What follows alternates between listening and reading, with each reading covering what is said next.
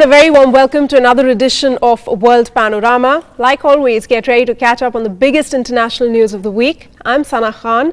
Before we get you those detailed reports, here's a look at the top stories this week. Iran and 6 major powers meet in Geneva. Term meetings as modest progress towards clinching a deal. World Panorama takes a closer look. Egypt marks the 2-year anniversary of clashes, even as deadly violence continues. 11 killed in the Sinai region in a bomb blast. And Formula One champion Felipe Massa bids farewell to Ferrari at the Brazilian Grand Prix, says he's proud of the time he spent with Ferrari.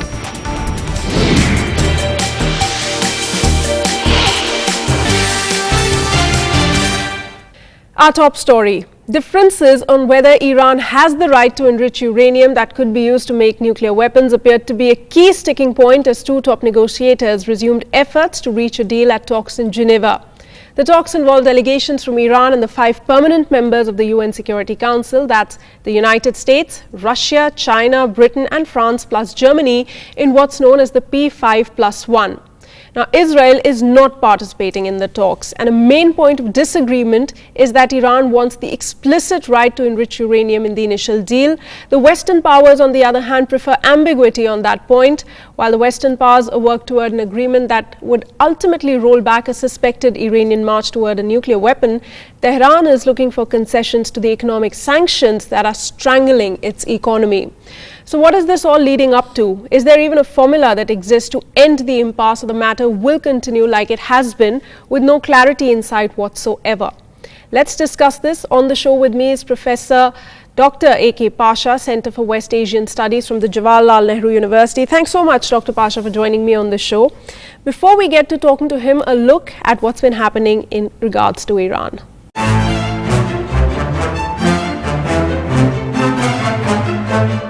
Negotiations about Iran's nuclear program continued into a third day on Friday in Geneva, even as optimism seemed to wane as diplomats from the Islamic Republic and 6 major world powers struggled to find common ground on how to scale back Iran's atomic energy program.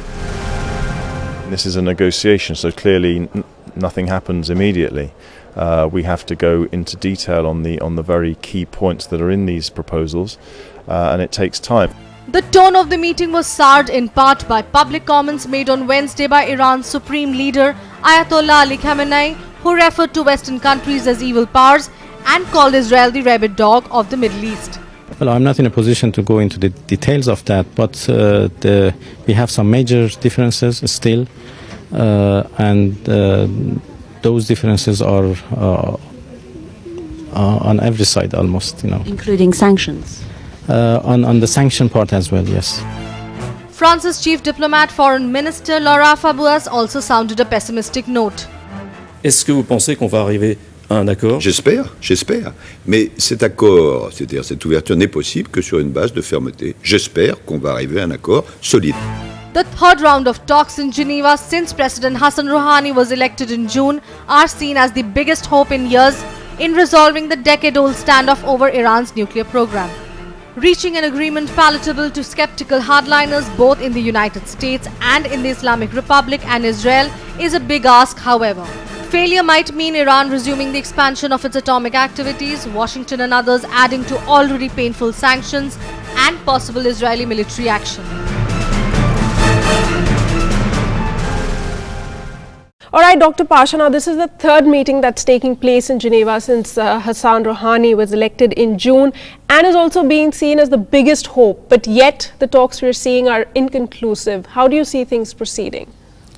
Well, the third round has given some cautious optimism because the deal was supposed to be clinched in the second round, but unexpectedly France raised objections concerning the Arak heavy water nuclear plant where plutonium could be made for the nuclear weapons, which the West suspects Iran wants to make through an alternative route other than the enrichment of uranium, right. Which it has been doing for quite some time, which is well known to the IAEA, so on and so forth. But the third round seemed to be addressing the specific issue of time frame which eluded the West and Iran in the 2003-5 negotiations when similar proposals were made. This time around, the Iranians initially insisted that the right for enrichment of uranium is inherent in the NPT which they have signed. Okay. But the West doesn't want to make it explicit, recognizing this as a right. And many suspect that it is Israel which is insisting that Iran should not have this right to enrich uranium, no matter what percentage it is. Although the Americans, we were led to believe, have conceded this point that Iran can enrich uranium, whether it is 3.5 or 5 or less than 20. That was the issue to be decided at a technical point. But I think the crux of the matter is Iran will have the right to enrich uranium, but at a lesser Dr. percentage. Pasha, what's different also in these rounds of negotiation is the fact that there are no open meetings as such. The closed door meetings are being held only between Catherine Ashton and Jawad Zarif. Jawad Zarif over here. So does that give us a sense of maybe there's a chance that something might happen? Because earlier we saw a lot of tussle in the US as well, whether senators fighting about whether sanctions should be imposed or they should be eased, and then Kerry at that time really handled the situation in the US. Yeah, I mean, this one-to-one meeting, I think, is the real crux of the issue, because the Iranians want clear-cut guarantees that, unlike the past where they had come very close to clinching a deal, this time it will not be bulldozed into giving concessions from its side, and that there are no reciprocal concessions in terms of lifting the sanctions, though in a graduated way. What we learn from the talks and the leaks which are coming out is that there are no specific commitments from the West as far as lifting of sanctions in this 6-month period, the interim period. The first phase of the agreement is concerned, including the lifting of sanctions on Central Bank of Iran, on export of oil and revenue, so on and so forth. Right. But at a later stage, after 6 months, they want to observe how Iran would behave, whether it will enrich beyond 20% or adhere to suspension of this program, and also adhere to the additional protocol which calls for very intrusive inspection. And thirdly, the French idea that the Arak plant should be suspended. Right. Also from what you're telling me, the leaks have also come out saying that Iran maybe is willing to concede to the West, but they want a quicker lifting of sanctions, not what the US and the West is promising to them right now, but a more quicker lifting of sanctions. Is that something that the West would consider? Yes, that is the Iranian insistence, but the West, the SP5+1, they are advising Iran that this 6-month cooling off period is essential to convince the world that what they have achieved is only the first step, and that Iranian behavior would be monitored quite vigorously. And at the second and third stage, eventual final agreement, these could be the matter of discussion. But the Iranians are suspicious that, if nothing in terms of relief is given in the first stage, it will be hard to sell within Iran. Right. Because this reciprocity is what is demanded by the Iranians. Right. And sir, also I want to take in your word on what happens, God forbid, if these talks lead to nowhere and they collapse, there's a complete failure. Then what are we looking at? Well, it will be a repeat of what happened between 2005 and 13. Iranian position would become like what we saw in Ahmadinejad's period, war of words between the West and Iran, escalation of the Cold War, or support by Iran to its allies like Iraq or Syria or Hezbollah, or trouble in other parts of this region. This will only escalate and bring more turmoil. What about Israel? Because strong words have been coming from... Yes, strong words have been coming, but Israel cannot carry out its threat of bombing Iranian nuclear facilities, because first of all, Israel doesn't have the capability it needs American support, and Americans under Obama are not in a position to take up that because of various domestic, economic, and you have seen the Syrian and also crisis. they disagree on Iran. Yeah, also. they disagree, and also secondly, the Israelis and the Americans know that even if the Iranian nuclear plants are bombed, it will not eliminate.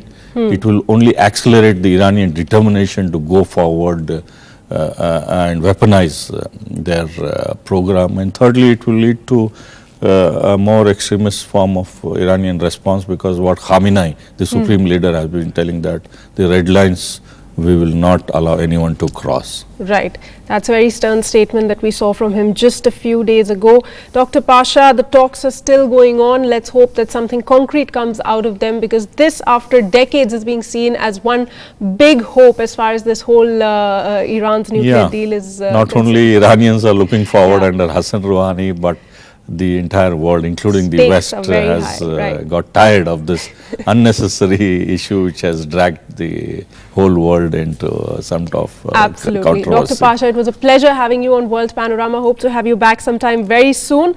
Thanks so much once again. Now, in fact, let's move on. We're heading into a short break, but before that, do catch a glimpse of former US President George Bush as he makes a rare public appearance on The Tonight Show with Jay Leno. It was fun seeing him joke around. Stay tuned, I'll be back. Please welcome the 43rd President of the United States, George W. Bush.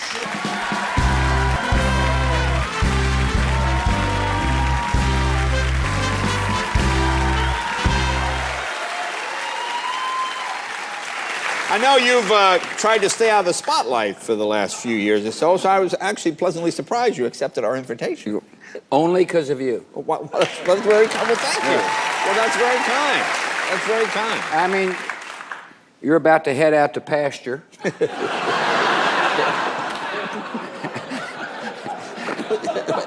Just want to see what you look like before you got to the gate. Thank you. That's very kind. Thank you very kind. Now, I know you've avoided talking policy for the last 6 or 7 years. Explain why. I don't think it's good for the country to have a former president criticize his successor. Now, President Obama is kind of getting all the late night jokes now. Are you?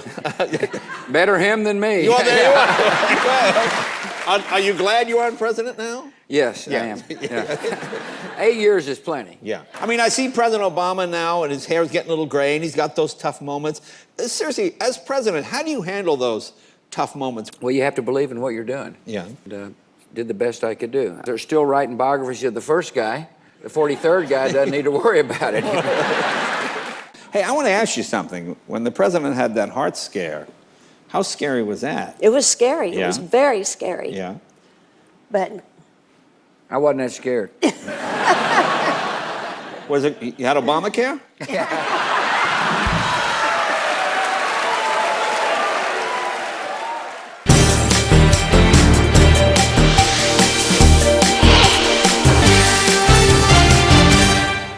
Thanks for staying with us. At least 11 Egyptian soldiers were killed on Wednesday after suicide bombers drove an explosive-laden car into a convoy of military buses traveling in the Sinai Peninsula. In another attack, 4 police officers were injured. The attacks were the latest in a campaign of almost daily violence by militants against soldiers and police officers that began in July when the military ousted Egypt's democratically elected Islamist President Mohamed Morsi.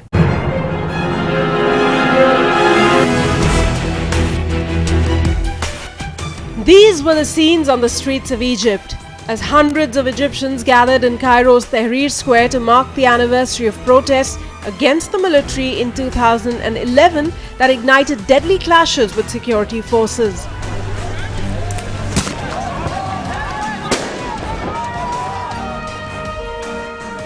The violence in the political struggle between Morsi's Muslim Brotherhood and the army-backed government continues. In one of the most deadly attacks, a car bomb in Egypt's restive Sinai killed 11 soldiers on Wednesday, while another blast struck police in Cairo. وأبنائنا سقوطهم لن يزيدنا إلا إصرارا. لازم الناس تعرف إن إحنا مستعدين كلنا نموت بس تفضل مصر موجودة. 35 people were wounded in the attack. The soldiers were traveling by bus in a convoy on the road to the Rafah border crossing with Gaza. كل من رفع السلاح على الجيش والشرطة هو إرهابي مجرم يريد أن يدمر بلده، يريد أن يدمر بلده ويقهر شعبه، وإحنا موجودين عشان نمنع ده ونحارب ده ونقتل في سبيل ده. Thousands marched in Cairo's Mohammed Mahmoud Street on Tuesday to mark the second anniversary of the clashes that killed 47 people and injured 3,000 others. Mohammed Mahmoud Street witnessed severe clashes between anti-military council protesters and security forces on November 19, 2011. 2 years later, people gathered there to commemorate the dead. بالنسبة ليوم الشهداء النهارده كل مصر بتعزي أهالي الشهداء وبنتمنى لبلدنا الاستقرار وبنتمنى لبلدنا اللي ترجع زي الأول وأشد وتبقى مصر أحسن وأعلى من كده. أنا جاي النهارده ذكرى الشهداء محمد محمود وأتمنى إن كل الناس كلها تبقى إيد واحدة ومش عايزين أحزاب وعايزين البلد تبقى كويسة إن شاء الله والأمور ترجع زي ما كانت. The anniversary of the clashes comes at a sensitive time for the military-backed interim government, which ousted the elected government of Islamist President Mohamed Morsi in July following mass protests against him. Greenpeace set out to protest about oil companies drilling in the Arctic Ocean, but now finds itself fighting to free a group of 30 from a Russian jail. What effect is the case having on the group's environmental aims? That remains to be seen. For now, few of the 30 people detained on 18 September have been granted bail this week, following criticism of President Vladimir Putin over what was widely seen in the West as their harsh treatment. All previous bail requests had been refused.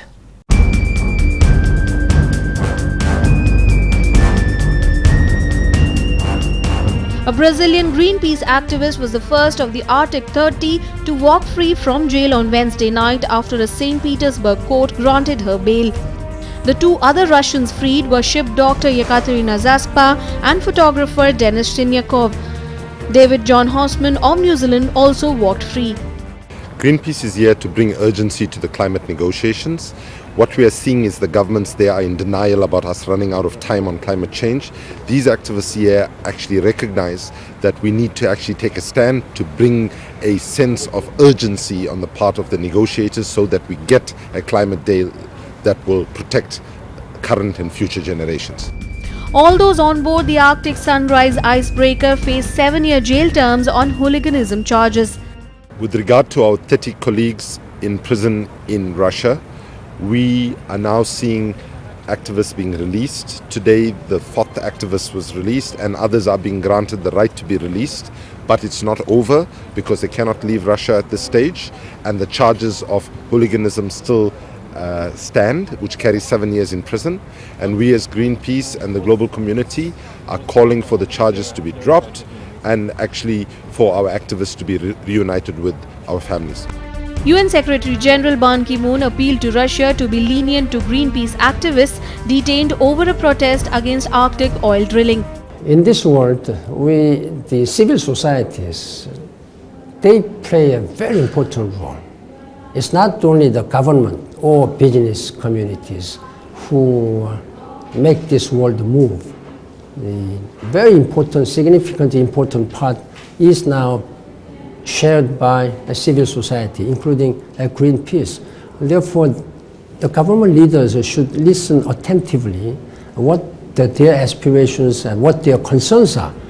24 of those detained have been granted bail this week, following criticism of President Vladimir Putin over what was widely seen in the West as their harsh treatment, though only 4 have been freed so far. Greenpeace contends Arctic drilling poses potentially catastrophic environmental dangers. But Russia bristles at criticism of its oil and gas industry, which is the backbone of the country's economy. And much else has been unfolding around the world. Here's a quick wrap of all the other international news of the week.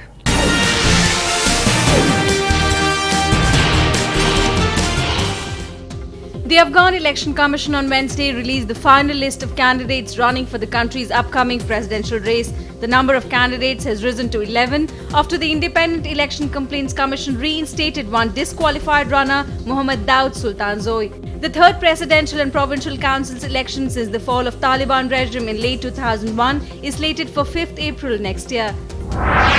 Chinese Premier Li Keqiang met with the President of the European Commission Jose Manuel Barroso and President of the European Council Herman Van Rompuy at the beginning of a bilateral summit in Beijing on Thursday. EU leaders said they looked at the summit as a chance to establish the direction of relations with China for the next decade under President Xi Jinping, who took office in March. Japanese media on Thursday reported the first batch of fuel rods have left the reactor after they were removed earlier this week into casks, the first step into the long and hazardous process of decommissioning the crippled Fukushima Daiichi facility. Tokyo Electric Power Company, known as TEPCO, released video of the delicate operation, saying it transferred the rods to a steel cask within the same cooling pool in a badly damaged reactor building. This marks the beginning of an unprecedented task of removing 400 tons of highly irradiated spent fuel from that reactor. Slowing emerging markets are dragging on the world's economic recovery, and advanced countries are struggling to pick up the slack after years of debt crisis, the OECD said on Tuesday, trimming its global growth forecasts. In its latest snapshot of economic activity, the Paris-based Organization for Economic Cooperation and Development forecast the world economy would grow 3.6% next year. Though an improvement from the 2.7% expected for 2013, that was not as fast as the 4% estimated for 2014 in its last twice-yearly economic outlook dating from May. 6 bombs exploded in busy markets and streets across Baghdad on Wednesday, killing 19 people and wounding 66. The explosions, which took place around the same time, were the latest in a series of blasts and assaults, the worst wave of violence to hit Iraq in at least 5 years. Hundreds of Iraqis have been killed each month in similar attacks since the start of the year. The growing violence has raised fears of a return to the heights of bloodshed seen in 2006-07 when tens of thousands of people were killed. Thousands gathered at the site of one of the bloodiest battles of the US Civil War to mark the 150th anniversary of Gettysburg Address, which remains one of the best-known pieces of political oratory in the nation's history. When President Abraham Lincoln arrived at the Soldiers' National Cemetery 4 months after the pivotal Battle of Gettysburg, the field was still an open wound, littered with the carcasses of thousands of horses. 7,000 soldiers had died in the 3 days of fighting, and 40,000 more were wounded.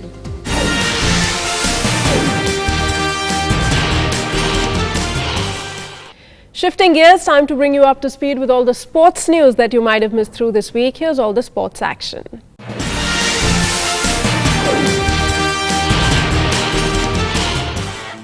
Felipe Massa draws his Ferrari career to a close with the Brazilian Grand Prix on November 24th.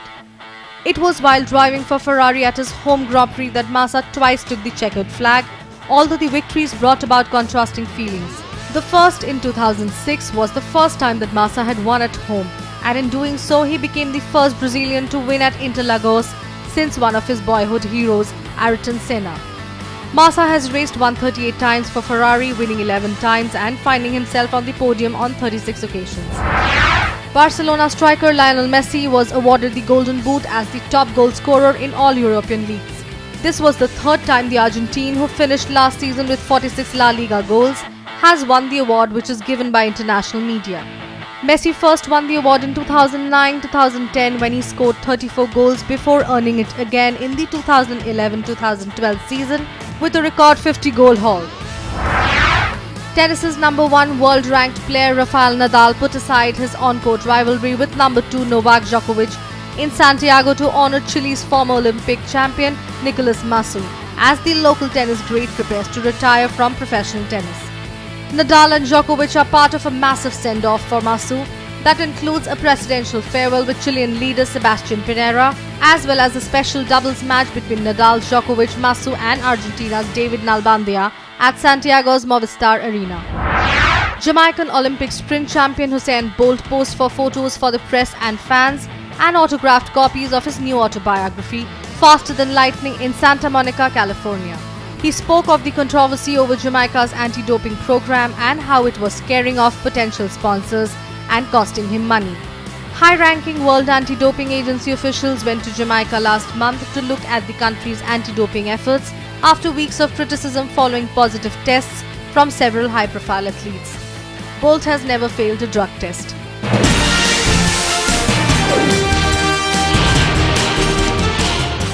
Time now for the very latest news from the world of movies, music and lifestyle. Here's our entertainment wrap.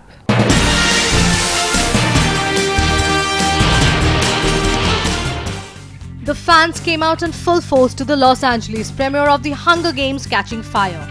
Jennifer Lawrence, who stars as Katniss Everdeen, led the charge of the hot young actors and actresses at the launch, including Josh Hutcherson, Liam Hemsworth and Elizabeth Banks. The actors took time out to sign posters and pose for photographs with fans of the franchise. Catching Fire is based on the second novel in the Hunger Games trilogy by author Susan Collins. Screaming and sobbing were the background noises to One Direction's appearance in North London as the five-piece boy band released their third autobiography at a book signing event for fans of the hugely successful band. Niall Horan, Zayn Malik, Liam Payne, Louis Tomlinson and Harry Styles all descended on Alexandra Palace to the delight of the adoring public, posing for photographs with disabled fans before sitting down to sign copies of the new book, Where We Are. The master of horror is out to frighten his German readers. US best-selling author Stephen King introduced his latest novel, Dr. Sleep, in Hamburg. It is King's first ever visit to Germany. Dr. Sleep, a sequel of King's 1977 novel The Shining, tells the story of Danny Torrance, son of Jack Torrance, who is The Shining, loses his mind during one winter, working as a maintenance man at the remote Overlook Hotel. The British fashion world paid tribute to one of its own when the exhibition Isabella Blow Fashion Galore was launched to a celebrity guest list. Singer Mary J. Blige, actress Gemma Arterton and Princess Beatrice were among the attendees to see the collection of memorabilia of fashion eccentric and trendsetter Isabella Blow, who committed suicide in 2007, aged 48.